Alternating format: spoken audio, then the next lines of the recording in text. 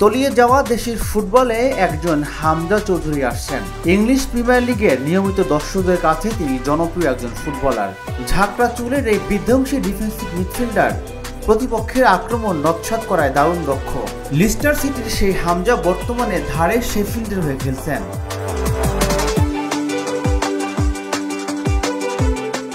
ক্লাবের সেই দায়িত্ব সামলেই এবার মাতৃভূমি বাংলাদেশের দায়িত্ব কাঁধে নিয়েছেন। ভারতের বিপক্ষে শিলংয়ে 25 মার্চ এশিয়ান কাপ বাছাই পর্বের ম্যাচে লাল সবুজের জার্সিতে অভিষেক হচ্ছে তার। 183 নম্বরে থাকা বাংলাদেশের ফিফা র্যাঙ্কিংয়ে এগিয়ে নিতে, দক্ষিণ এশিয়ার অঞ্চলে শ্রেষ্ঠত্ব পুনরুদ্ধার করতে এবং প্রতিপক্ষের সামনে সমীহ আদায় করতেই হামজা চৌধুরী আসছেন। ইংলিশ লিগে খেলা কোনো ফুটবলারের এই প্রথম বাংলাদেশ দলে আগমন, তাই তাকে বরণ করতে প্রস্তুত তার জন্মভিটা হবিগঞ্জের স্নানঘাটের মানুষ। এর আগে অনেকবারই নিজের গ্রামের বাড়িতে এসেছিলেন হামজা। সেই সময় হামজা দেওয়ান চৌধুরী পরিচয় ছিল ইংলিশম্যান।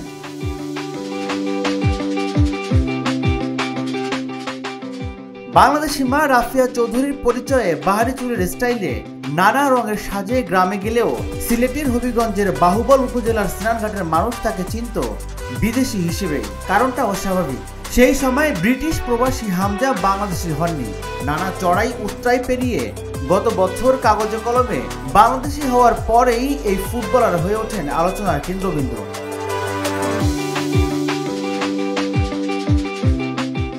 গত ডিসেম্বরে প্রিমিয়ার লিগ সাবেক চ্যাম্পিয়ন লিস্টার সিটিতে খেলার সময় হামজাকে লাল সবুজের জার্সি গায়ে জড়ানোর অনুমতি দেয় ফিফা।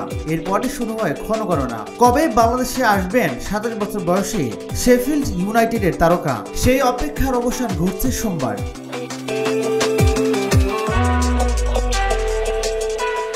বাংলাদেশি পাসপোর্ট হাতে নিয়ে সোমবার সিলেট আন্তর্জাতিক বিমানবন্দরে বেলা 11টা 40 মিনিটে নামবেন তিনি। সেখান থেকে গাড়িতে সরাসরি যাবেন নিজের গ্রামে। 11 বছর পর নিজ গ্রামে যাচ্ছেন হামজা।